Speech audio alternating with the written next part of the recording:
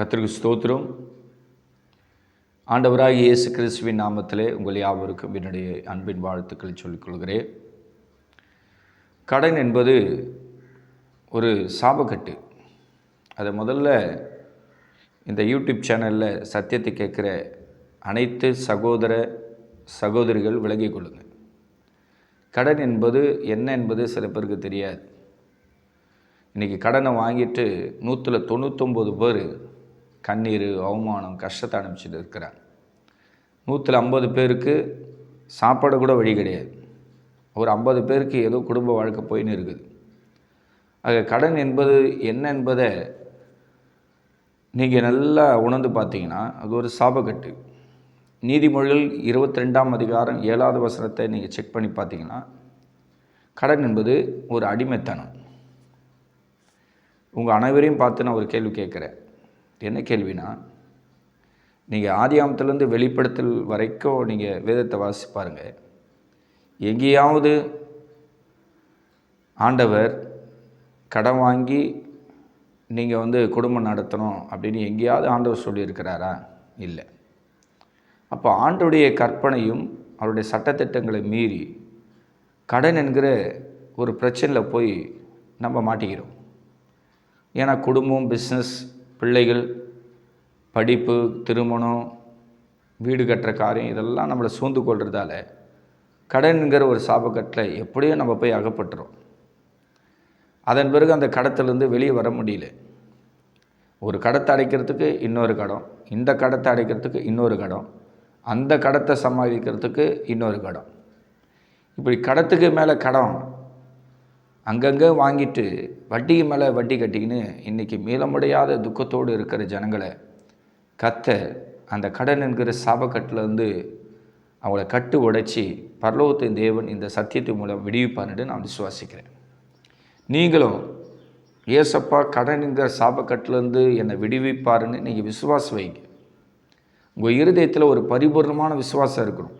அது என்னன்னா, கடன் என்கிற சாபக்கட்டிலேருந்து அப்பா என்னை வெளியே கொண்டு வருவார், ஏசப்பா அந்த பொல்லாத அந்த பிசாசு கட்டிலேருந்து எனக்கு ஒரு விடுதலை தருவார்னு நீங்கள் இருதயத்தில் விசுவாசிங்க.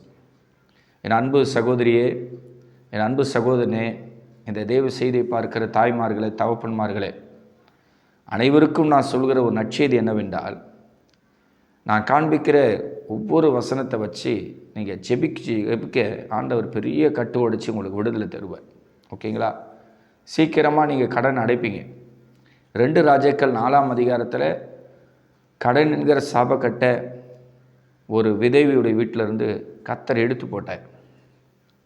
ஆண்டவருக்கு அது லேசான காரியம். நீங்கள் தான் நினச்சின்னு இருக்கிறீங்க, ஐயோ பல லட்சம் எனக்கு கடன் இருக்குதே, பல ஆயிரங்கள் கடன் ஆயிடுச்சு, வீடு கட்டுறதால கடன், பொண்ணுக்கு கல்யாணம் பண்ணதால் கடன் ஆயிடுச்சு, மருத்துவ செலவுக்காக நான் சில கடன் வாங்கினேன், எஜுகேஷனுக்காக கடன் வாங்கினேன், கடன் அடைக்க முடியல, கடனை கட்ட முடியலன்னு சொல்லி ரொம்ப நீங்கள் வருத்தத்தோடு துன்பத்தோடு இருக்கிறீங்க. ஒரு வசனத்தை என்னோடு கூட நீங்கள் வாசித்து முதல்ல மனதைரியத்தை பெற்றுக்கொள்ளுங்க. உங்களுக்கு இப்போ என்ன தேவைன்னா மனதைரியம் தான் தேவை. உங்கள் மனதைரியம் உங்கள் இருதயத்தில் பரிபூர்ணமாக இருந்ததுன்னா விசுவாசம் கிரியை செய்ய ஆரம்பிச்சோம். மனதைரியத்தை விட்டுட்டீங்க அப்படின்னா விசுவாசம் வேலை செய்யாது. ஒரு மனிதனுக்கு என்ன தேவைன்னா ஃபஸ்ட்டு மனதைரியம் தான் தேவை. அப்போ தான் அவன் விசுவாசத்தோடு உழைச்சி கடனை கட்ட முடியும். அதனால தான் எல்லா தெய்வ செய்தியிலும் நீங்கள் தைரியமாக இருங்க, கலங்காதீங்க, ஏசப்பா உங்களோடு இருக்கிறார், உங்களை கைவிட மாட்டார்னு சொல்லி அனைத்து சகோதர சகோதரிகளையும் நான் ஆற்றி தேற்றி வரேன். இன்றைக்கு என்னோடு கூட ஒரு வசனத்தை நீங்கள் வாசிக்கும்படி உங்களை அன்பாக வேண்டுகிறேன். உண்மையிலே உங்களுடைய கடன் என்கிற சாபக்கட்டை இந்த வாக்குத்தத்தம் உடைக்கும். என் அன்பு சகோதரியே, முழு இருதயத்தோடு நீ விசுவாசிமா. உங்ககிட்ட வேதாகமம் இருக்குமானால் ஏசாயா தீர்க்கதரிசன புத்தகம் 51ஆம் அதிகாரம் 14வது வசனத்தை நம்ம வாசிக்க கேட்கலாம். சிறைப்பட்டு போனவன் தீவிரமாய் விடுதலை ஆவான், அவன் கிடங்கிலே சாவதும் இல்லை, அவனுடைய அப்பம் குறைந்து போவதும் இல்லை. கவனிச்சிங்களா? ஆண்டவர் சொல்றாரு, சிறைப்பட்டு போனவன் தீவிரமாய் விடுதலை ஆவான். ஒரு அல்லேலூயா சொல்லி ஆண்டவரை மகிமைப்படுத்துங்க. Price the Lord. சிறையிருப்பை கர்த்தர் தீவிரமாய் மாற்றுவார். இந்த தேவ செய்தி முழுக்க முழுக்க கடன் சுமையில் கட்டப்பட்ட ஜனங்களை ஆற்றி தேற்றி தைரியப்படுத்தி கடன் என்கிற சாபகட்ட ஆவியான உடைப்பார் என்கிற விசுவாசத்தோடு துவங்கப்பட்ட ஒரு யூடியூப் சேனலாக இது இருக்குது. இது பணத்துக்கோ பொருளுக்கோ ஆசைப்பட்டு செய்கிற ஊழியம் கிடையாது. மிகுந்த ஆத்தும பாரத்தோடு கூட கடன் சுமையோடு இருக்கிற என் அன்பு சகோதரிகளை கர்த்தர் விடுவிக்கணும், கடன் சுமையோடு இருக்கிற என் அன்பு சகோதரமார்களை கர்த்தர் அந்த பிசாசு கட்டிலேருந்து விடுவிக்கணும் என்ற ஆத்தும பாரத்தோடு தேவ தயவினால் ஆண்டோடைய இரக்கத்தினால நான் பேசி கொண்டு வரேன். தொடர்ந்து நீங்கள் யூடியூப் சேனலை, என்னோடய சேனல் ஃபுல்லாக நீங்கள் செக் பண்ணுங்கள். ஏற்கனவே 36 பாகங்கள் பேசியிருக்கிறேன். இப்போ நீங்கள் பார்க்குறது 37வது பாகம். உண்மையிலே தொடர்ச்சியாக பார்க்குறவங்க இந்த தேவ செய்தியை கேட்டு நிறைய பேர் தற்கொலைக்கு நேராக போனவங்கெல்லாம் இன்றைக்கி உயிரோடு இருக்கிறார். பல பேருக்கு கடன் பிரச்சனை மாறி கட்டு உடஞ்சி எனக்கு ஃபோன் பண்ணி வாழ்த்து சொல்லியிருக்கிறார். இதுபோல் பாஸ்டர், உங்கள் தேவ செய்தியை கேட்டு நான் மரணத்தை கைவிட்டுட்டு அதுக்கப்புறம் நான் விசுவாசத்தோடு இருந்து இன்றைக்கி கடன் சாபக்கட்டிருந்து வெளியே வந்திருக்கிறேன், ஏசப்பா எனக்கு அதிசயம் பண்ணாருன்னு நிறைய பேர் சொல்லியிருக்கிறார். இன்னும் சில பேர் என்ன வாக்குறுதி கொடுக்குறாங்கன்னா, உண்மையிலே என்னுடைய கடன் சுமை மாறிச்சுன்னா உங்கள் யூடியூப் சேனலில் நான் வந்து சாட்சி கொடுக்குறேன் அப்படின்னும் நிறைய பேர் வந்து இப்படி சொல்லியிருக்கிறார். உண்மையிலே நீங்கள் கர்த்தரால் ஏவப்பட்டால், உண்மையிலே நான் சொல்கிறேங்க, உங்களுடைய எல்லா சாபக்கட்டை கர்த்தர் உடைப்பார், உங்களை சாட்சியை நிறுத்துவார். ஓகேங்களா? இந்த வாக்குத்தத்தத்தை நல்லா பாருங்கள். சிறைப்பட்டு போனவன் தீவிரமாய் விடுதலையாவான். இது யார் சொல்கிறா? ஏசாயா தீர்க்கதரிசியை வச்சு பரிசுத்த ஆவியானவர் உங்களுடைய கடன் பிரச்சனைக்காக இது ஆண்டவர் தீர்க்கதரிசனம் உரைக்கிறார். அப்படியே நீங்கள் விசுவாசிங்க. நீங்கள் கண்ணீரோடு இப்போ கதறணும், ஏசப்பா என்னால் வட்டி கட்ட முடியல, கடனை கட்ட முடியல, ஆண்டவரே நான் மனதுருகி கேட்குறேன், எப்படியாயிலும் ஆண்டவரே இந்த கடன் பிரச்சனையிலேருந்து, அந்த சாபக்கட்டிலேருந்து ஏசப்பா என்னை வெளியே கொண்டு வந்துருங்க. என்னால் ஆண்டவரை கடனை கட்ட முடியல, லோனை கட்ட முடியல, இஎம்ஐ கட்ட முடியல, ஆண்டவரே என்னோடய வீட்டை நான் நிர்வாகம் பண்ண முடியல, எனக்கு வயசுக்கு வந்த பிள்ளைகள்லாம் இருக்கிறாங்க, நான் உங்களுக்கெல்லாம் கல்யாண காட்சி பண்ணணும், இப்போ ஆண்டவரே நான் வீடு கட்டிட்டு ஆண்டவரே ஸ்தோத்திர மருத்துவ செலவுக்கு கொஞ்சம் செலவு பண்ணிவிட்டு கடத்துக்கு மேலே கடத்த மாட்டிக்கின்னு இன்றைக்கி தொழிலே நஷ்டப்பட்டு கையில் ஒன்றுமே இல்லாத நான் உட்காந்துக்கிறேன், ஆண்டவரே தயவு செய்து நான் கேட்குற விடுதலை எனக்கு தந்துருங்க ஆண்டவரேன்னு சொல்லி ஆண்டவருடைய பாதத்தை பிடிச்சி கெஞ்சிங்க. என் அன்பு சகோதரியே, கர்த்தர் உன்னோடு பேசுகிறாருமா, உன்னை தீவிரமாக அப்பா விடுதலை ஆக்க போகிறார். என் அன்பு சகோதரனே, கடன் சுமையிலால் நீ இப்போ கண்ணீரோடு கூட இருக்கிறப்பா, அப்பா சொல்கிறார் உன்னை தீவிரமாக நான் விடுதலை ஆப்பேன். பாருங்க, ஆண்டவர் சொல்கிறார் உன்னை தீவிரமாக உன்னை விடுவிப்பேன், உனக்கு ஒரு டெலிவரிஸ் நான் தருவேன்னு சொல்லி கர்த்தர் இந்த வாக்குத்தத்தத்தில் உங்களுக்கு ப்ராமிஸ் பண்ணுறேன். ஓகேங்களா? அடுத்தது, அவன் கிடங்களை சாவதில்லை. வாசி பாருங்க, இந்த ஏசாயா 51:14 அவன் கிடங்களை சாவதில்லை. மரண பயத்திலிருந்து கர்த்தர் உங்களை வெளியே கொண்டு வரார்.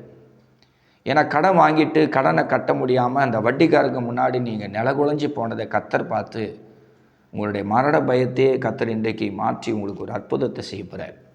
பயப்படாதீங்க. உங்களுக்கு எவ்வளோ கடன் இருந்தாலும் நம்பிக்கையோடு இருங்க. ஆண்டவர் அந்த கடன் அடைக்கிறதுக்கு வழியை திறப்பார். நீங்கள் அவசரப்பட்டு ஐயோ கடன் ஆயிடுச்சு, அவமானம் ஆயிடுச்சு, நம்மளை ஸ்டேஷனில் கொண்டு போய் நிறுத்துவாங்க போல், ரவுடிகளை வச்சு நம்மளை மிரட்டுவாங்க, நம்மளுக்கு அவமானம் ஆகிடும், நம்ம ஏன் உயிரோடு இருக்கணும்னு சொல்லி ஒரு நிமிஷத்தில் நீங்கள் தவறான எண்ணம் எடுத்திங்கன்னா அது எவ்வளோ பெரிய பாதிப்பை உங்கள் குடும்பத்துக்கு தரும், உங்கள் பிள்ளைகளுக்கு தரும், உங்கள் கூட பிறந்தவர்களுக்கு எவ்வளோ பெரிய அவமானத்தை தேடித்தரோம் என்பதை நீங்கள் கொஞ்சம் யோசனை பண்ணிப்பார். ஏன்னா சாகிறது 5 நிமிஷம். இப்போது ஒரு கடன் தொல்லையில் ஒரு தேவனுடைய பிள்ளை செத்து போகுதுன்னு வச்சுக்கலாம், 5 நிமிஷத்தில் அது உயிரை மாச்சிக்கிச்சுன்னு வச்சுக்கலாம். அது நரகத்துக்கு போகுது. அந்த குறிப்பிட்ட அந்த உயிர் சேதத்தினால அந்த குடும்பமே அவமானத்தை நிந்தையும் வெளியில் தலை தூக்கி நடக்க முடியாத ஒரு பயங்கரமான ஒரு நிர்பந்தத்தில் அந்த குடும்பம் தள்ளப்படும். எல்லாத்துக்கும் காரணம் யாருன்னா, கடன் ரூபத்தில் வந்து ஒரு ஆத்துமாவை பிசாசு கட்டுக்கட்டி ஏமாற்றி வஞ்சித்து அவனை கடன் வாங்க வச்சு, வட்டிக்கு வாங்க வச்சு, ஆன்லைனில் லோனை எடுக்க வச்சு கந்து வட்டி, மீட்ரு வட்டி, ஸ்பீடு வட்டி வாங்கி வச்சு முழு உலகத்தை சாத்தான் மோசம் பண்ணி வச்சுருக்கிறேன். கர்த்தர் சொல்கிறார், ஒரு ஆத்மா கூட சாகாது, நான் உங்களுக்காக ரத்தத்தை கொடுத்துருக்கிறேன், ரத்தத்தை சிந்திருக்கிறேன் அப்படின்னு சொல்லி ஆண்டவர் இந்த வார்த்தையை வச்சு உங்களுடைய இருதயத்துக்குள்ளே இருக்கிற ஒருவேளை செத்துலான்ற எண்ணம் உங்கள் இருதயத்தில் இருந்தால் அந்த ஆவியை ஆண்டவர் இந்த வசனத்தை கொண்டு பரிகரிக்கிறேன். ஆண்டவர் சொல்கிறாரு, சிறைப்பட்டு போனவன் தீவிரமாக விடுதலையாவான், அவன் சாக மாட்டான். உங்கள் ஆத்துமாவை கடன் ரூபத்தில் சாத்தான் அழிக்கவே முடியாது. ஆண்டுடைய வார்த்தையை மீறி, அவருடைய ரத்தத்தை மீறி, அவருடைய வசனத்தை மீறி, அவருடைய அபிஷேகத்தை மீறி சத்துரு உங்களுடைய ஆத்துமாவை கெடுக்கவே முடியாது. இந்த வசனத்தை வச்சு ஆவியானவர் உங்களை தைரியப்படுத்துகிறார். அதனால் மன தைரியத்தை வளர்த்துங்க. என்னால் முடியும், கடனை கட்டுவேன், என்னால் கொடுக்க முடியும், அப்பா கட்ட வைப்பார். அப்படிப்பட்ட விசுவாசத்தோடு ஆண்டவருக்கு முன்னாடி வாமா. நீ என் அன்பு சகோதரி, உன் ஆண்டவர் அழைக்கிறாரு, விசுவாசத்தோடு வா. என் அன்பு சகோதரனே, ஏசப்பா ஒரு உன்னத அழைப்பை உனக்கு தராருப்பா. என் மகனை வா, உன்னால் முடியும், நீ சாதிப்ப. பல லட்சமாக கூட உனக்கு இருக்கட்டும், வாப்பா அப்படின்னு ஆண்டவர் உன்னை அழைக்கிறார். இந்த தேவ செய்தியை பார்க்குற முதிர் வயது உள்ள தாய்மார்களே, தகப்பன்மார்களே, அப்பா உங்களை அழைக்கிறாரு. வயசாயிடுச்சின்னு கவலைப்படாத, முதிர் வயதிலும் நீ கனி தந்து பசுமை முஷ்டிமாக இருப்ப, என்கிட்ட வான்னு சொல்லி ஆண்டவர் கடன் சுமையோடு இருக்கிற எல்லா தேவ ஜனங்களை ஆண்டவர் மாரோடு இப்படி அணைச்சிப்பார். உங்களை ஆண்டவர் குற்றப்படுத்த மாட்டார், உங்களை ஆண்டவர் கைவிட மாட்டார். தயவு செய்து யாரும் கலங்காதீங்க. எதுக்கு ஆண்டவர் என்னை ஏற்படுத்தியிருக்கிறாரு? எனக்கு வேறு பிரசங்கம் பேச தெரியாதுன்னு நினைக்கிறீங்களா? எல்லா தலைப்பிலும் பிரசங்கம் பேசுவேன். வாழ்வு, சாவு, இன்பம், துன்பம் எல்லா தலைப்பிலும் எடுத்து பேச முடியும். இயேசு கிறிஸ்து செய்த அதிசயத்தை அப்படியே பயங்கரமாக உங்களுக்கு விவரித்து காட்ட முடியும். உபதேச சத்தியம் பேச தெரியும், விசுவாசத்தை குறித்து பேச தெரியும், அன்பை பற்றி பேச தெரியும், கிருபை பற்றி பேச தெரியும். சில பேர் கேட்குறாங்க, பாஸ்டர் என்ன கடனை பற்றியே நீங்கள் பேசின்னு இருக்கிறீங்களே? என் ஆவியானவர் கடனை பற்றியே பேசு, கடன் தொல்லையில் இருக்கிற ஜனங்களை நீ தான் கட்டு உடைக்கணும், உன் ஜெபத்தை நான் கேட்டு அநேகருக்கு விடுதலை நான் தரேன்னு சொல்லி கர்த்தர் தொடர்ந்து என்னை பாரப்படுத்துகிறாரு. ஒரு ஊழியக்காரன் ஒரே தலைப்பில் இப்போ 37வது பாகம் நான் பேசுகிறேன்னா பாருங்கள். தேவ கிருபை, ஆண்டுடைய இறக்கம் இல்லை அப்படின்னா நான் பேச முடியுமா? ஒரு சில பேர் கேட்குறாங்க, நீங்கள் ஏதாவது கடன் பிரச்சனையில் போய் மாட்டிக்கின்னு ஏசப்பா கட்டு உடச்சி உங்களை விடுதலை ஆக்கி இன்றைக்கி உங்களை பேச வச்சுருக்கிறாரா? ஏன்னா எங்கள் வீட்டில் நடக்கிறதெல்லாம் உங்களுக்கு எப்படி தெரியும்னு கேட்குறாங்க. எங்கள் வீட்டில் அரிசி இல்லை, பருப்பு இல்லை, எண்ணெய் இல்லை, மாவு இல்லை, புளி இல்லை, பால் பாயிட்டு வாங்க வழி இல்லை, ஒரு கைப்பிடி அரிசி கூட இல்லை, எல்லாத்தையும் கடனை கட்டிட்டு நாங்கள் கண்ணீரோடு அழகிறோம். இதெல்லாம் பாஸ்டர் உங்களுக்கு எப்படி தெரியும்? நிறைய பேர் யூடியூப்பை பார்க்குறவங்க கேட்குறாங்க. பேசுவது நான் இல்லைம்மா, எனக்குள்ளே இருந்த ஆவியானவர் என்னை மூடி மறைத்து உன்னோடு என் அன்பு சகோதரியாக வந்தவர் பேசிக்கொண்டே இருக்கிறேன். உன் கண்ணீரை காண்கிற தேவன், உன் கவலைகளையும் வேதனைகளையும் அறிந்த தேவன். என் அன்பு சகோதரியே, என் அன்பு சகோதரியே, கர்த்தர் உன்னோடு கூட இருக்கிறார். உன் ஆண்டவர் தனியாக விட்டாருன்னு நினைக்காத. ஐயோ எனக்கு யாரும் இல்லையே, எனக்கு உதவி செய்ய யாரும் இல்லையே, எனக்கு இவ்வளோ கடன் ஆயிடுச்சே, குடும்பத்தில் இவ்வளோ கஷ்டம் இருக்குதே, இன்றைக்கி சாப்பாடு கூட வழி இல்லையே, வீட்டு வாடகை கட்ட வழி இல்லையே, கரண்ட் பில் கட்ட வழி இல்லையே, ஐயோ ஆசைப்பட்டு ஒரு துணிமணி எடுக்க முடியல, ஒரு நல்ல நாள் கையில் ₹1 கூட இல்லைன்னு சொல்லி ஆயிரக்கணக்கான ஜனங்க கடனை வாங்கிட்டு வட்டிக்கு மேலே வட்டி கட்டிக்கின்னு இன்றைக்கி கண்ணீரோடு கூட இருக்கிறாங்க. கர்த்தர் சொல்கிறாரு, அதே ஏசாயா தீர்க்கதரிசன புத்தகம் 51ஆம் அதிகாரம் அந்த 14வது வசனத்தின் கடைசி வார்த்தை பாருங்கள். அவனுடைய அப்பம் குறைந்து போவதில்லை. பார்த்தீங்களா? உண்மையிலே கர்த்தருடைய சமூகத்திலேருந்து சொல்கிறேன், கர்த்தர் உங்கள் அப்பத்தின் தண்ணீரை ஆசீர்வதித்து உங்களுடைய வியாதியை குணமாக்கி உங்களுடைய கடன் சாபக்கட்டை உடைச்சி அப்பா உங்களை சந்தோஷப்படுத்துவேன். இந்த வசனத்துக்கு அப்படியே உங்களை ஒப்போடுங்க. சீக்கிரமாக உங்கள் சிறையிருப்பை மாற்றுவார். உங்களுக்கு மரணம் நேரிடாது. ஆசீர்வாதத்தை கர்த்தர் தருவார். உங்கள் அப்பம் தண்ணீரை ஆசீர்வதித்து சரீரத்தில் இருக்கிற எல்லா நோய்களை ஆண்டவர் குணமாக்கி உங்களை சந்தோஷப்படுத்தி ₹1 கூட எனக்கு கடன் இல்லை, என் கடன் சுமையை என் அப்பா மாற்றினார்னு உலகம் ஃபுல்லாக என் அன்பு சகோதரியை கர்த்தர் உன்னை சாட்சியாக நிறுத்துவாருமா. நீ வாங்கின கடத்தை குறித்து மனஸ்தாப்பட்டு ஆண்டவர்கிட்ட மன்னிப்பு கேட்டுனே இரு. ஏசப்பா நான் தெரிஞ்சோ தெரியாமல் கடன் வாங்கிட்டேன், நான் மன்னிச்சிருங்கன்னு கேட்டுக்கினே இருமா. வேதத்தில் அப்போஸ்தலர் நடபடிகள் 12ஆம் அதிகாரத்தில் ஒரு நல்ல ஊழியக்காரனை அந்த ராஜா பிடிச்சி ஜெயிலில் போட்டான். ஏரோது என்கிற ராஜா பேதுரு என்கிற ஒரு ஊழியக்காரனை பிடிச்சி ஜெயிலில் போட்டான். அதுவும் ஒரு சாதாரண ஜெயிலில் இந்த பேதுரு இல்லை, ரொம்ப ரொம்ப பந்தோபஸ்து நிறைஞ்ச பயங்கரமாக அந்த சிறைச்சாலையுடைய அமைப்பு இருந்திருக்கு. உதாரணமாக நான் வசனத்தை காட்டுறேன், என்னோட கூட நீங்கள் வாசிங்க. அப்போஸ்தலர் நடபடிகள் 12ஆம் அதிகாரம். இந்த 12ஆம் அதிகாரம் 1லேருந்தே நீங்கள் வாசினுவாங்க. இதில் 4வது வசனத்தை பாருங்கள்.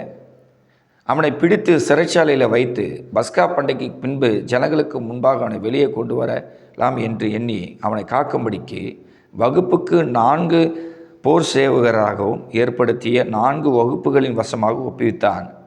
அப்படியே பேதுரு சிறைச்சாலையில் காக்கப்பட்டு இருக்கையில் சபையார் அவனுக்காக தேவன் நோக்கி ஊக்கமாக வேண்டுதல் பண்ணினாங்க. அதுக்கப்புறம் 6வது வசனத்தை வாசிக்கலாம். ஏரோது அவனை வெளியே கொண்டு வரும்படி குறித்திருந்த நாளுக்கு முந்தின நாள் ராத்திரியிலே பேதுரு 2 சங்கிலினால் கட்டப்பட்டு 2 சேவகர் நடுவே நித்திரை பண்ணி கொண்டிருந்தான். காவக்காரர் கதவுக்கு முன்னிருந்து சிறைச்சாலையை காத்து கொண்டிருந்தாங்க. கர்த்தருடைய தூதன் அங்கே வந்து நின்றான். அறையிலே வெளிச்சம் பிரகாசித்தது. அவன் பேதுருவை விழாவிலே தட்டி சீக்கிரமாக எழுந்துரு என்று அவனை எழுப்பினான். உடனே சங்கிலிகள் அவன் கையிலிருந்து விழுந்தது. கவனிச்சிங்களா? அப்போஸ்தலர் நடபடிகள் 12ஆம் அதிகாரத்தை என் அன்பு சகோதரி அப்பா உனக்கு காட்டுறாருமா. என் அன்பு சகோதரனே, கர்த்தர் உனக்கு இந்த அப்போஸ்தலர் 12ஆம் அதிகாரத்தை காட்டுறேன். இந்த வேத வசனத்தில் சத்தியம் என்ன எழுதப்பட்டிருக்குது? பேதுரு சிறைச்சாலையில் காக்கப்பட்டு இருக்கிறான், தூங்கின்னு இருக்கிறான். இரவு நேரத்தில் ஆண்டவர் ஒரு தேவ தூதனை பேதுரு இந்த சிறைச்சாலைக்குள்ளே ஆண்டவர் அனுப்புகிறார். அந்த தேவதூதன் வந்த மாத்திரத்தில் அந்த சிறைச்சாலையிலே அப்படியே பயங்கர வெளிச்சம் வீசுது. பயங்கர அங்கே ஒரு பிரசன்னம் இருக்குது, அப்படியே பயங்கரமான வெளிச்சம். அந்த சிறைச்சாலை அப்படியே ஜொலிக்குது. வசனம் சொல்லுது, அந்த தூதன் வந்து நின்றானா உடனே வெளிச்சம் பிரகாசித்தது. பார்த்தீங்களா? ஆண்டவருடைய வெளிச்சத்தையும் அவருடைய அபிஷேகத்தையும் அவர் விடுதலையும் கர்த்தர் இன்னைக்கு உங்களுக்கு தருவார். நீங்களும் பேதுரு போல கடனை வாங்கிட்டு ஜெயிலில் இருப்பது போல, ஒரு கைதி போல அப்படியே உடஞ்சி நொறுங்கி அவமானத்தினால கூனி குறுக்கி பயங்கரமான மனவேதனை அனுபவிச்சுன்னு இருக்கிறீங்க. உங்கள் இறுதியும் கடன் சுமைலாம் அப்படியே வெடிக்கிற மாதிரி இருக்குதா இல்லையாம்மா? கடனை வாங்கிட்டு நீ கதறி கொண்டு இருக்கிற என் அன்பு சகோதரியே, கடன் சுமையினால் என் அன்பு சகோதரி அப்படியே உன் கண்ணிலேருந்து கண்ணீர் இல்லைப்பா, ரத்தமே வருது. உழைச்சி உழைச்சி உழைச்சி உழைச்சி வட்டியை கட்டி கட்டி கட்டி இன்றைக்கி திவால் கண்டிஷனில் உட்காந்துக்கிறீங்க. தொழிலில் நஷ்டம், குடும்பத்தில் தோல்வி, எல்லாரிடத்துலையும் கடன் பட்டுட்டு அங்கே இங்கே லோனு அது இதுன்னு போட்டுக்கின்னு இருக்கிற நகையெல்லாம் எடுத்து செட்டுக்கல்லையும் பேங்க்லையும் வச்சுட்டு கையில் ₹1 இல்லாமல் கண்ணீர் விட்டு கொண்டு இருக்கிற என் அன்பு சகோதரியே, என் அன்பு சகோதரியே, உன் கடன் பிரச்சனை என்கிற சாபகட்டை உடைக்க இன்றைக்கு கர்த்தர் ஒரு தேவ தூதன் அனுப்புவார். அப்படியே நீ விசுவாசி. ஆண்டவரே, எனக்காக தூதனை நீங்கள் வச்சுருக்கிறீங்களா? அந்த தூதனை இப்போ அனுப்புங்க. எனக்கு ஆபத்து, கஷ்டம், அவமானம், பிரச்சனை, நான் பயங்கரமான இன்னல்களையும் துன்பங்களையும் அனுபவித்து கொண்டு இருக்கிறப்பா. தெய்வமே, எனக்கு கொஞ்சம் மன இறங்குங்க ஆண்டவரே. என்னால் முடியலப்பா, என்னால் வட்டி கட்ட முடியல, என்னால் ஆண்டவரே அந்த கடத்துலேருந்து வெளியே வர முடியல. நான் எவ்வளவோ முயற்சி எடுக்கிறேன், எவ்வளோ உங்ககிட்ட மன்னிப்பு கேட்குறேன். எஸ்ஸப்பா, அழக்கூட என் கண்ணில் கண்ணீர் இல்லைப்பா அப்படின்னு ஆண்டவர் சமூகத்தில் அப்படியே கதறி கொண்டு இருக்கிற ஆயிரக்கணக்கான ஜனங்களை இன்றைக்கு பேதுருக்கு தந்த விடுதலையை உங்களுக்கு ஆண்டவர் தரப்புறார். ஏற்கனவே நம்ம ஒரு வசனத்தை வாசித்தோம். ஏசாயா தீர்க்கதரிசன புஸ்தகம் 51ஆம் அதிகாரம் 14வது வசனத்தை நம்ம வாசித்தோம். சிறைப்பட்டு போனவன் தீவிரமாக விடுதலை ஆவான், அவன் கிடங்கில் அவன் சாவதில்லை, அவனுடைய அப்பா அவனுக்கு குறைவதில்லைன்னு ஆண்டவர் சொல்லிட்டார். பாருங்கள், இந்த வேத பகுதியில் பேதுரு சிறைச்சாலையில் இருக்கிறான். அவன் விடுதலை கேட்கல. இந்த ஏரோது ராஜா புட்சி சிறைச்சாலையில் அவனை வச்சிட்டான். பயங்கர கிரிட்டிக்கலாக இருக்கிற அந்த சிறைச்சாலைக்குள்ளே பேதுரு கேட்காமலே ஆண்டவர் அவனை விடுவிக்க தூதனை அனுப்பி அவன் கையில் இருக்கிற சங்கிலி தானாக கீழே விழுந்து போகிற அளவுக்கு ஒரு மிராக்கிளை கர்த்தர் செஞ்சுருக்கிற. பேதுரு கையில் இருக்கிற சங்கிலி, அந்த இரும்பு சங்கிலி தானாகவே கழண்டு அப்படியே கீழே விழுதான். ஆண்டவருடைய அபிஷேகம் வல்லமை, அவர் விடுவிச்ச சத்தியத்தை நீங்கள் விசுவாசிங்க. மறுபடியும் கூட நம்ம வசனத்தை வாசிக்கலாம். அப்போஸ்தலர் 12ஆம் அதிகாரம் 7வது வசனம். அப்போது கர்த்தருடைய தூதன் அங்கே வந்து நின்றான். அறையிலே வெளிச்சம் பிரகாசித்தது. அவன் பேதுரு விலாவில் தட்டி, சீக்கிரமாக எழுந்திரு என்று அவனை எழுப்பினான். உடனே சங்கிலிகள் அவன் கையில் இருந்து விழுந்தது. கவனிச்சிங்களா? எப்படி ஆண்டவர் கட்டு உடைச்சிருக்கிறாரு அப்படின்னு தெளிவுபடுத்திங்க. அப்போ கடன் என்கிற சாபக்கட்டு என்பது ஆண்டவருக்கு ஒன்றுமே கிடையாது. ஒரு ஜெயிலில் இருக்கிற ஒரு ஊழியக்காரனை ஆண்டவர் ஒரு நொடி பொழுதில் விடுவிக்கிறார். மரணம் வந்து பேதருக்கு சமயமாயிடுச்சு, நாள் குறிச்சிட்டான். யார்? ஏரோது ராஜா நாள் குறிச்சிட்டான். இங்கே பாருங்கள் வசனம் எப்படி எழுதப்பட்டுக்குது. அவனை பிடித்து சிறைச்சாலையில் வைத்து பஸ்கா பண்டைக்கு பின்பு ஜனங்களுக்கு முன்பாக வெளியே கொண்டு வர சொல்லி பப்பளிக்கெல்லாம் அவனை கொலை பண்ணலாம் அப்படின்னு அவனுக்கு மரண நாளே ஏரோது குறிச்சிட்டான். அப்பா விட்டாரா? சொல்லுமா என் அன்பு சகோதரியே, என் அன்பு சகோதரனே, அப்பா கைவிட்டாரா? ஏசப்பா கைவிட்டாரா? யோசனை பண்ணி பாருங்கள். பேதுருடைய விசுவாசம் என்னென்னா, நம்ம ஆண்டவர் ஊழியம் செய்கிறோம், வெளியிலேருந்தால் ஊழியம் செய்ய போகிறோம், இப்போ ஜெயிலில் இருக்கிறோம், பேசாமல் இருப்போம், அவர் நமக்காக யுத்தம் பண்ணுவார்.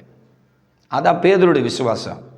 இன்றைக்கி இதே ஒரு பிரச்சனை, இதே பிரச்சனை ஒரு ஊழியக்காரனுக்கு, ஒரு விசுவாசிக்கு ஏற்பட்டால் எவ்வளோ பதட்டம் வரும், எவ்வளோ மரண பயம் வரும், எவ்வளோ திகில் வரும். ஐயோ, ஏரோது நமக்கு மரண நாளை குறிச்சிட்டான், பஸ்கா பண்டிகைக்கு பிறகு நம்மளை சாவடிக்க போகிறான், நம்மளை பப்ளிக்கில் எடுத்துன்னு வந்து சாவடிக்க போகிறான் அப்படின்ற விஷயம் கண்டிப்பாக பேதுருக்கு அன்றைக்கி தெரிஞ்சிருக்கும். ஆனால் பாருங்கள், ரிலாக்ஸாக இருக்கிறான், சமாதானமாக இருக்கான், அப்பா பார்த்துப்பாரு. அதுதான் சங்கீதம் 55ஆம் அதிகாரம் 22வது வசனத்தில் என்ன போட்டுக்குது பாருங்கள். கர்த்தர் மேல் உன் பாரத்தை வச்சிடு, கலங்கி தவிக்காதே, அவர் நீதிமானை ஒருபோது தள்ளாட விட்டார். பேதுரு, யாக்கோபு, யோவானு, பரிசுத்த பவுல் எல்லாம் புதிய ஏற்பாட்டில் ஊழியம் செய்யும்போது எவ்வளோ பிரச்சனைகள் அவங்களுக்கு வந்தது. அவங்கள கர்த்தர் மேலே பாரத்தை வச்சிட்டாங்க, கலங்கி தவிக்கலை. ஐயோ, ஜெயிலில் புஷ்ஷன் வந்து போட்டாங்களே, கடவுள் இருக்கிறாரா இல்லையா, ஆண்டவர் இருக்கிறாரா இல்லையா அப்படின்ற புலம்பலே கிடையாது. இன்றைக்கி கடனை வாங்கிட்டு உங்களுக்குள்ள நம்பிக்கை கிடையாது, தைரியம் கிடையாது, விசுவாசம் கிடையாது. என்னோடய கடன் சுபம் மாறுவதற்கு வாய்ப்பு கிடையாது நீங்கள் நினச்சின்னு இருக்கிறீங்க. அப்போ எதுக்காக கர்த்தர் என்னை எழுப்பி இப்போ 37வது பாகத்தில் உங்களுக்கு நான் தைரிய வார்த்தைகளை சொல்கிறேன். உண்மையாகவே பேதுரை விடுவித்த தேவன் இன்றைக்கு ஜீவிக்கிறார். நீங்கள் வாயை திறந்து சொல்லுங்கள், என் இயேசு ஜீவிக்கிறான்னு சொல்லுங்கள். அப்பா என்னோடு இருக்கிறான்னு சொல்லுங்கள். ஏசப்பா என்னுடைய கடன் என்கிற சாபக்கட்டை உடைப்பார். எனக்குள்ளே இருக்கிற விசுவாசம் ஒரு அக்கினியாக பற்றி எரியும். என்னுடைய விசுவாசம் இன்றைக்கு கனப்படுத்தப்படும். பரிசுத்த ஆவியானவர் என்னோடு இருக்கிறாரு, அவருடைய வார்த்தை என்னோடு இருக்கிறது, அவருடைய வசனம் என்னோடு இருக்கிறது. என்னையும் பேதுரு போல அப்பா விடுவிப்பார், தீவிரமாக விடுவிப்பார். இனி எனக்கு கடன் என்கிற கைதி வாழ்க்கை கிடையாது, கடன் என்கிற அடிமைத்தனத்தின் வாழ்க்கை எனக்கு கிடையாது. கடனை வாங்கிட்டு நான் பட்டது போதும், நான் வேதனைப்பட்டது போதும், நான் இரவெல்லாம் தூக்கம் இல்லாமல் அழுதது போதும். என் சொந்தக்காருக்கு முன்னாடி, என் ஃப்ரெண்ட்ஸுங்க முன்னாடி, எங்கள் வீட்டாருக்கு முன்னாடி நான் பட்ட அவமானத்துக்கெல்லாம் கர்த்தர் இன்றைக்கி ஒரு முடிவை கொண்டு வந்துட்டார். என்னை வாழ வைக்கிற ஆண்டவர் என்னோடு கூட வந்துட்டார், என்கிட்ட வந்துட்டேன், என்கிட்ட நெருங்கி வந்துட்டார். என் கண்ணில் இருந்து கண்ணீர் அப்பா துடைப்பாருன்னு விசுவாசம் என் அன்பு சகோதரியை உன் இருதயத்தில் பிறக்க, உன் கூட பிறந்த ரத்தம் போல் உன்னோடு கூட நான் பேசின்னு இருக்கிறேம்மா. நீ கெட்டு அழிந்து போவதை உன் தேவன் விரும்ப மாட்டார். உன்னை வாழ வச்சு உன்னை சந்தோஷப்படுத்தி உன் தலையை உயர்த்துகிறது தான் தேவனுடைய சித்தமா. உண்மையில் நான் சொல்கிறேன் என் அன்பு சகோதரியே, நீ கர்த்தர் கூட சந்தோஷமாக இருப்பம்மா, நல்லா இருப்ப, 100 வருஷம் நல்லா இருப்பேன்னு சொல்லி உன்னை அன்போடு கூட நான் வாழ்த்துறேன். கண்ணீரை தொடைமா, கர்த்தர் உனக்கு சமீபமாக வந்திருக்கிறார். அழாதம்மா. எவ்வளோ அழுவேன், உடம்புல என்ன இருக்குது, ஒன்றுமே இல்லை, சாப்பிடவும் மாட்டேற, தூங்கவும் மாட்டேற, நிம்மதி இல்லை, சமாதானம் இல்லை. எவ்வளோ தூரம் நீ வந்து போராடின்னு இருக்கிற அன்பு சகோதரன். நீ அப்படி உடஞ்சி போய் நொறுங்கி போய், ஐயோ நீ பட்ட வேதனை, கண்ணீர், அவமானம் எல்லாம் ஆண்டவர் பார்த்துன்னுக்கிறாருப்பா. தைரியமாக இருப்பா. வயதான தாய்களை, தகப்பன்மார்களை, தைரியமாக இருங்க, ஐயோ வயசாயிடுச்சு அப்படின்னு சொல்லி கலங்காதீங்க. கர்த்தர் உங்களுக்கு கை கொடுப்பார். கர்த்தர் உங்களுக்கு கை கொடுப்பார், உங்களை விடுவிப்பார். நீங்கள் சாட்சியாக இருப்பீங்க. ஆண்டவர் உங்களை சாட்சியாக நிலை நிறுத்துவார். ஏன்னா வசனம் சொல்லுது, நீதிமான் 7 தரம் விழுந்தாலும் மறுபடியும் எழுந்திருப்பான். இருக்குங்களா நீதிமொழிகளை? நீதிமான் 7 தரம் விழுந்தாலும் மறுபடியும் எழுந்து நிற்பான் சாட்சியா. அப்போ ஆண்டோடைய வார்த்தை பொய்யாகாது. பேதுரு பாருங்க, அன்னைக்கு நைட்டு தூங்கின்னு இருக்கிறான். கர்த்தர் குறித்த நேரத்தில் அவன் பொழுது விடிஞ்சா சாக போகிறான். அன்னைக்கு ராத்திரி ஆண்டவர் அற்புதம் பண்ணுறார். பாருங்க, அன்னைக்கு ராத்திரி ஆண்டவர் அவருடைய சித்தத்தை அவனுக்கு வெளிப்படுத்துகிறார். ஒருவேளை இந்த தேவ செய்தியை பார்க்குற ஆயிரக்கணக்கான சகோதர சகோதரிகளுக்கு கர்த்தர் இன்றைக்கே ஆண்டவர் பெரிய ஒரு விடுதலையை, பெரிய ஒரு கட்டு உடைக்கிற அந்த அபிஷேகத்தை, வல்லமையை ஆண்டவர் அனுப்பி தருவான்னு நான் விசுவாசிக்கிறேன். உங்கள் பிஸ்னஸ் ஆசீர்வதிக்கப்படும். இந்த தெய்வ செய்தியை பார்க்குற நீங்கள் பிஸ்னஸ் பண்ணி யாருக்கிட்டையும் பணத்தை, பொருளை கொடுத்து ஏமாந்து உடைஞ்சி போய் நொறுங்கி போய் எல்லாரால கைவிடப்பட்டு அழுது கொண்டு இருக்கிறீங்க. உங்கள் முகத்தை நான் பார்க்கல, ஆவியான உங்கள் முகத்தை பார்த்து சொல்கிறாரு, உன் பிஸ்னஸில் உன்னை பல பேர் ஏமாத்துறாங்க, நம்பிக்கை துரோகம் பண்ணாங்க, நம்பி நீ பணத்தை கொடுத்த, உன்னை ஏமாற்றி வஞ்சித்த, அவளுக்கெல்லாம் ஆண்டவர் சவுக்கடி கொடுப்பார். ஆனால் உன்னையோ என் அன்பு சகோதரி, உன்னை ஆண்டவர் வாழ வைப்பார். உன் பிஸ்னஸ் சக்ஸஸ் ஆகும்னு சொல்லி கர்த்தர் தீர்க்கதரிசனம் உரைக்கிறார். யாருக்கு தெரியல, நீங்கள் எந்த ஊரில் இருக்கிறீங்க, எந்த தேசத்தில் இருக்கு எனக்கு தெரியாது. கர்த்தர் திடீர்னு ஒரு ப்ராப்பர்சி சொல்கிறாரு. பிஸ்னஸில் நஷ்டப்பட்டு ஏமாந்து போய் இன்றைக்கி கண்ணீர் விட்டு கொண்டு இருக்கிற ஒரு குறிப்பிட்ட ஒரு பிஸ்னஸ் மேனை பார்த்து கர்த்தர் சொல்கிறாரு, உன் பிஸ்னஸ் ஆசீர்வதிக்கப்படும், கலங்காத என் மகனை என்ன ஆண்டவர் தைரியப்படுத்துகிறார். அன்பு சகோதரி, நீ கலங்காதம்மா. ஐயோ தோற்று போயிட்டேனே, அவ்வளோதான் போல் என் வாழ்க்கை, கடனை வாங்கிட்டேன், கட்ட முடியல, அவமானம் ஆயிடுச்சே, இனி எந்த விதத்தில் எனக்கு பணம் வராது அப்படின்னு நீ நினைக்காதம்மா. ஆண்டவருடைய வார்த்தை சொல்லுது, காற்றையும் காண மாட்டேன், மழையும் காண மாட்டேன், வாய்க்கால்களில் தண்ணீர் நிரப்பப்படும். ஒரு தீர்க்க தரிசனம் எலிசா காலத்தில் ஆவியானவரால் கூறப்பட்டது. அதே போல் காற்றும் கிடையாது, மழையும் கிடையாது, வாய்க்காலில் தண்ணி நிரம்பச்சா இல்லையா? அன்றைக்கி ஆயிரக்கணக்கான ஜனங்களுடைய ஆண்டவர் தண்ணி தாகத்தை தீர்க்கவில்லையா? யோசனை பண்ணிப்பார். கடன் என்பது ஒரு பயங்கரமான ஒரு பிசாசு கட்டு, எனக்கு நல்லா தெரியும். அதனால தான் என் செய்தி கேட்குறவங்களாம் இவர் அனுபவித்து பேசுகிறான்னு நினச்சினுக்கிறாங்க. இதெல்லாம் தரிசனம், இதெல்லாம் ஆவியானுடைய வெளிப்பாடு. உங்கள் இருதயத்தில் இருக்கிற துக்கம், கடன் சுமையினால் நீங்கள் படக்கூடிய எல்லா வேதனையை கர்த்தர் தரிசனம் கொடுத்து தெளிவாக உங்களுக்கு ஆண்டுடைய வார்த்தை சொல்லி கொண்டு வரமா. கர்த்தர் கட்டு உடைப்பார். நீங்கள் அப்படி அப்போஸ்தலர் 12 எடுத்துக்கணும். ஏசப்பா, நான் கூட கடன் என்கிற ஒரு சிறைச்சாலையில் இருக்கிறேன்ப்பா. பேதுரு எப்படி ஆண்டவர் சிறைச்சாலையில் இருந்தானோ அதே போல் நானும் ஆண்டவரே கடன் என்கிற சிறையிருப்பில் இருக்கிறேன், என்னை தீவிரமாக விடுதலை ஆக்குங்க, என் பிராணம் கூட போயிடும் போல. ஆண்டவரே, கண்ணீர் விட்டு கதறி கொண்டு இருக்கிற ஆண்டவரே, எனக்கு தைரியம் சொல்ல யாரும் இல்லை, நான் இருக்கிறேன், நான் உன் கூட இருக்கிறேன், கவலைப்படாதன்னு சொல்லி ஒரே ஒரு ஆள் கூட இல்லை ஆண்டவரே. 10 பேர் கேவலப்படுத்த தான் இருக்கிறாங்க. கடங்காரின்னு சொல்லி என்னை கேவலப்படுத்த தான் 10 பேர் இருக்கிறாங்க. கடங்காரன் சொல்லி என்னை கேவலப்படுத்த 10 பேர் இருக்கிறாங்க. என்னை ஆறுதல் படுத்துவோ, எனக்கு தைரியம் சொல்லுவோ, நான் இருக்கிறேன், கவலைப்படாதே, பார்த்துக்கலான்னு சொல்லுவோ யாருமே இல்லை ஆண்டவர். நான் ஒரு அனாதை ஆண்டவரே, எல்லாம் இருந்தும் அனாதை ஆண்டவரே, தெரியாமல் வாங்கிட்டேன்ப்பா. வீடு கட்டலாம் கடன் வாங்கி மாட்டிக்கினேன், கல்யாணம் பண்ணலான்னு சொல்லி கடன் வாங்கி மாட்டிட்டேன், ஒரு பிஸ்னஸ் பண்ணி குடும்பத்தை நடத்தலான்னு நினச்சேன், மாட்டிக்கினேன் ஆண்டவரே. பிள்ளைகளுக்கு கல்யாணம் பண்ணலாம், பிள்ளைகளை படிக்க வைக்கலாம், வெளிநாட்டுக்கு அனுப்பலான்னு சொல்லி சில பேர் ஆசை வார்த்தை சொன்னதால் வெளிநாட்டுக்கு பிள்ளைய வேலைக்கு அனுப்புறதுக்காக கடன் வாங்கிட்டேன், கட்ட முடியல ஆண்டவரே, என்னை காப்பாற்றுங்க, ஐயோ ஐயோ ஐயோன்னு கதறக்கூடிய அனைத்து சகோதர சகோதரியில் கர்த்தர் இன்றைக்கு விடுவிக்க போகிறார். எப்படி எந்த திசையிலேருந்து உங்களுக்கு உதவி வேறன்னு தெரியாது. யாரை கொண்டாவது ஆண்டவர் பெரிய அதிசயத்தை பண்ணிவிடுவார். நீங்கள் நினைக்கிறீங்க அதிசயம் நடக்காது, அற்புதம் நடக்காது, நீங்கள் நினச்சினுக்கிறீங்க. ஆண்டவர் நினைச்சார்னா அது லேசான காரியம் ஒன்றுமே கிடையாது. உங்களுக்கு கோடிக்கணக்கில் கடன் இருக்கட்டும், பிஸ்னஸில் லாஸ் ஆகட்டும், அப்படியே நஷ்டப்பட்டு ஒடுங்கி நொறுங்கி போய் கூட நீங்கள் இருக்கலாம்.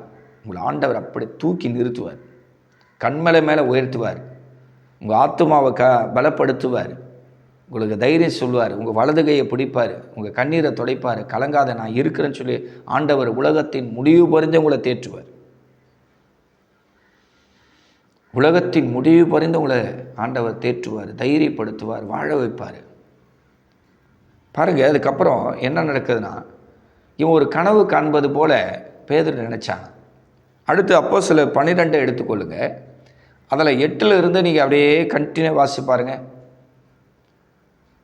பேதுரு கனவு தான் கண்ணுக்கிறோம் போல், நித்திரை பண்ணின்னு இருக்கிறோம், ஏதோ தரிசனம் பார்த்துன்னுக்கிறோன்னு நினச்சின்னுக்கிறான். ஆனால் உண்மையில் நிஜத்தில் அவனுக்கு நடக்குது. நீங்கள் நினைக்கலாம், என்னுடைய கடன் சுமை மாறாது, என் பிரச்சனை மாறாது, என்னுடைய மன விருப்பம்லாம் நிறைவேறாது போல், என் பிள்ளைகளுக்கு இதெல்லாம் நான் செய்யணும்னு நினச்சேன், செய்ய முடியல அப்படின்னு சொல்லி நம்பிக்கையற்ற ஒரு நிலவத்தை கூட நீங்கள் இருக்கலாம். கர்த்தர் சொல்கிறாரு, நம்பிக்கை உடைய சிறைகளை அரணுக்கு திரும்ப. அரண்னா தேவ சமூகத்துக்கு, ஆண்டுடைய வசனத்துக்கு திரும்புங்க, நம்பிக்கையோடு திரும்புங்க. கர்த்தர் இரட்டிப்பான நன்மையை தருவார், இன்றைக்கு அதை தருவார். சகரியா 9 ஆண்டவர் சொல்லியிருக்கிறாரே இல்லையாம்மா, சொல்லுமா, அந்த வசனத்தை பாருமா. நம்பிக்கை உடைய சிறைகளை அரணுக்கு திரும்புங்க, இரட்டிப்பான நன்மையை தருவேன், இன்றைக்கே தந்துடுவேன். அந்த வசனத்தை அப்படி கையை வச்சு வச்சு வச்சு கதறுமா. ஆண்டவரே, நான் உங்களை நம்பி இருக்கிறேன்ப்பா, இன்றைக்கே எனக்கு ஒரு இரட்டிப்பான நன்மை செய்யுங்க. அந்த வசனத்து மேலே அப்படியே கை வைங்க. ஏசப்பா, சகரியா 9 நீங்கள் சொன்னீங்களா, நம்பிக்கை உடைய சிறைகளை அரணுக்கு திரும்புங்கன்னு சொன்னீங்க. நான் திரும்பிட்டேன், உங்கள் பக்கம் வந்துட்டான்ப்பா, உங்கள் கிட்ட நெருங்கிட்டேன், உங்கள் காலை பிடிச்சிட்டேன். ஆண்டவரே, இன்றைக்கு எனக்கு இரட்டிப்பான நன்மை செய்யுங்க, வருமானத்தை தாங்க. நான் கையிட்டு செய்கிற எல்லா பிஸ்னஸ், எல்லா வேலைகள் ஆசீர்வதிக்கப்படணும். கை நீட்டி கடன் வாங்கிட்டேன், அந்த கடன்காரர்கிட்ட நான் கொடுக்க மாட்டேன்னு சொல்லப்பா, கொடுத்துட்றேன். ஏசப்பா எனக்கு தந்தா நான் கொடுத்துட்றேன்னு சொல்லிட்டேன். ஆண்டவரே, நான் வாங்கினது தப்பு, என்னை மன்னிச்சிடுங்க. ஆண்டவரே, உம்மோடு கூட ஆண்டவரே நான் உறவாட வந்திருக்கிறேன், உன் சமூகத்தில் ஆண்டவர் கெஞ்ச வந்திருக்கிறேன். ஏசப்பா, நீங்கள் தான்ப்பா எனக்கு எல்லாம், நான் எங்கேப்பா போய் கேட்க முடியும், யாருப்பா எனக்கு உதவி செய்வேன், எனக்கு உதவி செய்ய யாரும் இல்லைப்பா, எனக்கு தயவு செய்து எந்த ரூபத்திலாவது எப்படியாகிலும் ஆண்டவரே என்னை உடக்க வச்சு என் கடலெல்லாம் அடைக்க அப்பா, இந்த வாக்கு தத்தத்தை என்னுடைய வாழ்க்கையில் நிஜமாக்குங்க. நம்பிக்கை உடைய சிறைகளை அரணுக்கு திரும்புங்க. கடன் என்கிற சாபக்கட்டிலிருந்து எனக்கு ஒரு விடுதலை தாங்க ஆண்டவரே. என்னால் முடியலப்பா, மீள முடியல, அழபலன் இல்லை ஆண்டவரே, வருமானம் இல்லை, நல்ல வேலை இல்லை, உடம்புல ஆண்டவர் 1000 நோய் இருக்குது, சொந்த வீடும் கிடையாது. ஆண்டவர், நான் என்ன செய்ய முடியும்? கதறுகிற, கதறி கொண்டு இருக்கிற, இப்போ அழுது கொண்டு இருக்கிற ஒவ்வொரு சகோதர சகோதரிகளுக்கு ஆண்டவர் விடுதலை தரப்போகிறார். உண்மையிலே நான் ஆண்டவர் சமூகத்திலேருந்து சொல்கிறேன், இந்த 37ஆம் பாகத்தை பார்க்குற உங்கள் வீட்டில் இருக்கிற அந்த கடனுங்கிற பேய், அந்த பிசாசு, அந்த சாபக்கட்டு, அந்த பொல்லாத ஈவில் ஸ்பிரிட்டை கர்த்தர் வசனத்தை கொண்டே, ஆவியின் பட்டயத்தை கொண்டே ஆவியானவர் அழிக்க போகிறார். நான் வைராக்கியமாக சொல்கிறேன், தேவ சமூகத்தில் இருக்கு பல பேருடைய கர்த்தர் இன்றைக்கு உடைப்பார். கர்த்தர் இன்றைக்கு வசனத்தை அனுப்பி, தேவ தூதனை அனுப்பி, அவருடைய வார்த்தையை அனுப்பி, அவர் ரத்தத்தில் இருக்கிற அபிஷேகத்தை அனுப்பி உங்களுடைய கடன் என்கிற சாபக்கட்டை முற்றிலுமாக கர்த்தர் மாற்ற போகிறார். என் அன்பு சகோதரியே, கர்த்தர் ஒரு தீர்க்கதரிசனம் உரைக்கிறாருமா, என் பிள்ளைக்கு நான் ரெட்டிப்பான நன்மையை செய்ய போகிறேன், இன்றைக்கு செய்ய போகிறேன், இப்போவே விடுதலை, இப்போவே நீ கேட்குற டெலிவரன்ஸ், இப்போவே இந்த நிமிஷமே பரிசுத்த ஆவியானுடைய பிரசனம், இப்போது நீங்கள் இருக்கிற இடத்துல உங்கள் மேலே அந்த பலமான விடுவிக்கிற வல்லமை, விடுதலை தரக்கூடிய அந்த வல்லமை, அந்த அபிஷேகம், கடன் என்கிற சாபக்கட்டில் இருக்கிற என் அன்பு சகோதரிக்கு, என் அன்பு சகோதரனுக்கு பரிசுத்த ஆவியை இன்றைக்கு ஒரு விடுதலை தரப்போகிற. அப்படியே ஆண்டவர் பாதத்தை பிடிங்க, எஸ்அப்பா எஸ்அப்பா எஸ்அப்பா எஸ்அப்பா, நான் சொல்லித்தர அந்த ஜெபத்தை அப்படி ஏறிடுங்க. எனக்கு யாரெல்லாம் ஆண்டவர், நான் அனாத ஆண்டவரே, ஆண்டவரே என்னால் முடியாது, ஆண்டவரே என்னால் கட்ட முடியாது, கொடுக்க முடியாது, ஆண்டவரே என் உயிரை மாச்சிக்க கூட எனக்கு பயமாக இருக்குதப்பா, நரகத்துக்கு போயிடுவேன்ற அச்சம் இருக்குது, ஆண்டவருடைய பிள்ளை நான் இப்படி செய்யக்கூடாதுன்னு தயங்கின்னு இருக்கிறப்பா, உங்களை அறியலாம் கூட பரவாயில்ல ஆண்டவரே, கடன் சுமையாச்சுன்னு சொல்லி எதனா ஒன்று பண்ணிக்கலாம். இப்போ எப்படிப்பா நான் பண்ணிக்க முடியும்? உங்கள் பிள்ளை நான் யார்கிட்ட கேட்க முடியும்? எனக்கு விடுதலை தாங்க, எனக்கு விடுதலை தாங்க. நிம்மதி இல்லை, தூக்கம் இல்லை, சமாதானம் இல்லை ஆண்டவரே. அப்படியே ஆண்டவர்கிட்ட கதறி கேட்குற அவருடைய பிள்ளைகளுக்கு இன்றைக்கு ஆண்டவர் பெரிய ஒரு விடுதலை தரப்போற. அப்போஸ்தலர் 12 பாருங்க. பேதுரு 1ஆம் காவல் 2ஆம் காவலை தாண்டி வரான். இரும்பு கதவு அவனுக்கு தானாக திறக்குது. அதை மாத்திரம் வாசித்து நான் முடிச்சிருந்தேன். அப்போஸ்தலர் நடவடிக்கைகள் 12ஆம் அதிகாரம் 10வது வசனத்தை நம்ம வாசிக்கலாம். பேதுரு சிறைச்சாலையிலிருந்து வெளியே வந்த பிறகு 1ஆம் காவல் 2ஆம் காவலை கடந்து நகரத்துக்கு போகிற இரும்பு கதவண்டையில் வந்தபோது அது தானாய் அவனுக்கு திறவுண்டது. பார்த்தீங்களா? இது ஆவியானுடைய டெலிவரன்ஸ். இது ஆவியான தரக்கூடிய விடுதலை. தானாய் இரும்பு கதவுகள் பேதுருக்கு திறக்குது. ஒரு இரும்பு கதவை தானாகவே கர்த்தர் ஓப்பன் பண்ணுறாரு. ஜெயிலுக்கு உள்ள அந்த ரூமுக்குள்ளே அவன் கையில் இருக்கிற சங்கிலி அப்படியே அறுந்து விழுது கீழே. இப்போ 1ஆம் காவல் 2ஆம் காவலை கடந்து வரான். பெரிய இரும்பு டோரு, உங்களுக்கு நல்லா தெரியும், ஜெயிலெல்லாம் பெரிய பெரிய டோர் போட்டு வச்சுருப்பாங்க. அந்த கதவு தானாக ஓப்பன் ஆகுதான். பார்த்தீங்களா? ஆண்டுடைய பிள்ளைகளை ஆண்டவர் இப்படி தான் கட்டு உடைக்கிறார். பிசாசு கையிலிருந்து, சாத்தான் கையிலிருந்து ஆண்டவர் இப்படி தான் கட்டு உடைக்கிறார். நீங்கள் முழு நம்பிக்கை வைங்க. அப்போஸ்தலர் 12 இருக்கிற விடுதலை, பேதுரை விடுவித்த அந்த ஆவியானவர் இன்றைக்கு என்னை விடுவிப்பார். பரிசுத்த ஆவியானவர் கடன் என்கிற சாபக்கட்டிலேருந்து தெய்வம் உனக்கு ஒரு விடுதலை தருவான்னு சொல்லி ஆண்டவர் சமூகத்தில் அப்படி கண்ணீர் விட்டு கதற முடிஞ்சால் கதற. இல்லை ஆவியில் நிரம்பி தான் நான் ஜெபிக்க போகிறேன்னா ஆவியில் நிரம்பி ஜெபிங்க. ஒன்று கண்ணீர் விட்டு ஜெபிங்க, இல்லை ஆவியில் நிரம்பி ஜெபிங்க. இல்லை ரெண்டுமே எனக்கு வரலைன்னா பாவ மன்னிப்பை கேட்டு, நான் வாங்குறது தப்பு ஆண்டவரே, தெரியாமல் வாங்கிட்டப்பா. ஒன்று வாங்க போய் இன்றைக்கி ஆண்டவர் 10 கடன் ஆயிடுச்சு. 1 லட்சம் ஆண்டவர் கடன் வாங்கின 10 லட்சம் ஆயிடுச்சு. 10 லட்சம் கடன் வாங்கின கோடிக்கணக்கில் கடன் ஆயிடுச்சு. ஏசப்பான்னு சொல்லி கதறுங்க. ஆண்டவர் இரக்கம் செய்வார். உங்களை கைவிடவே மாட்டார். எழுந்துருமா, கலங்காதே, நான் உன்னோடு இருக்கிறேன்னு சொல்லி ஆண்டவருங்க கண்ணீரை தொடச்சி உங்களுக்கு நன்மைகளை செஞ்சிருவார், அதிசயங்களை செஞ்சிருவார், அற்புதங்களை செஞ்சிருவார். அதனால் மனதைரியத்தை விடாதீங்க. ஏசப்பக்கிட்ட பேசு. நான் காட்டின வசனத்தெல்லாம் வச்சு, ஆண்டவரே பேதுரு சிறைச்சாலை இருக்கும்போது அவனுக்கு விடுதலை தந்தது நீ தானே, நீங்கள் தானப்பா தந்தீங்க. ஆண்டவரே அவனை வெளியே கொண்டு வந்தீங்க. அதுக்கப்புறம் ஏரோது அவனை பிடிச்சி சாவடிக்கவே முடியல. அதுக்கப்புறம் செக் பண்ணி பாருங்கள், பேதுரு கையில், அந்த ஏரோது கையில் அதன் பிறகு பேதுரு கிடைக்கவே இல்லை. பார்த்தீங்களா? ஆண்டவர் பெரிய டெலிவரன்ஸை பேதுருக்கு தந்தார். உங்களுக்கும் அதே டெலிவரன்ஸ், அதே விடுதலை, அதே சந்தோஷம், அதே சமாதானத்தை தந்து கர்த்தர் தேசத்தில் உங்கள் தலையை உயர்த்துவார். ஓகேங்களா? கர்த்தர் தாமே உங்களை ஆசீர்வதிப்பாராக. இந்த தேவ செய்தியை பார்த்த உங்கள் யாவரையும் நான் அன்போடு வாழ்த்து வரவேற்கிறேன். கர்த்தர் உங்களை ஆசீர்வதிப்பாராக. அடுத்த தேவ செய்தியில் உங்களை சந்திக்கிறேன். God bless you. Praise the Lord.